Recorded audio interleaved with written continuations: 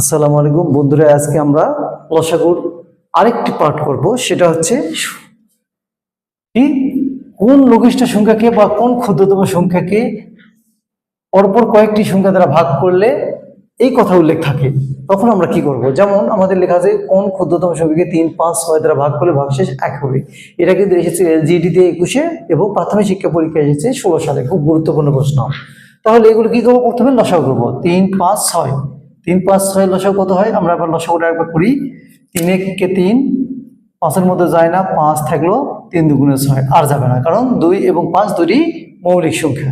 তাই লসাগুটা হবে কি 3 গুণন 5 গুণন 2, এক লেখার দরকার নেই। 3 5 15, 15 দুগুণে 30 পেলাম। তা নির্ণয় ক্ষুদ্রতম সংখ্যা 30 কি উত্তর হবে? এই 30টা কি ক্ষুদ্রতম সংখ্যা হবে না? কারণ হবে না কেন? প্রতি ক্ষেত্রেই ভাগশেষ কত আছে? 1 থাকতে হবে।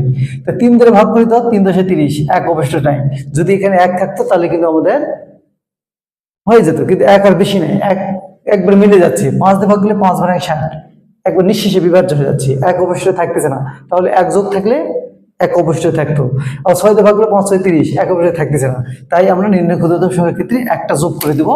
যেই সংখ্যাটা হলো এই সংখ্যাটি এখন 3 দিয়ে ভাগ করলে 3 10 30, 1 অবশ্যই থাকবে।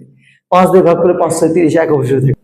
তাহলে বন্ধুরা কমেন্টসে এখন তোমরা জানিয়ে দাও যে কোন ক্ষুদ্রতম সংখ্যাকে কি দ্বারা 2, 3, 4, 5 এবং 6 দ্বারা ভাগ করলে ভাগশেষ 1 হবে।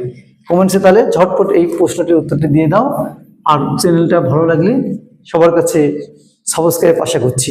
ধন্যবাদ সবাইকে।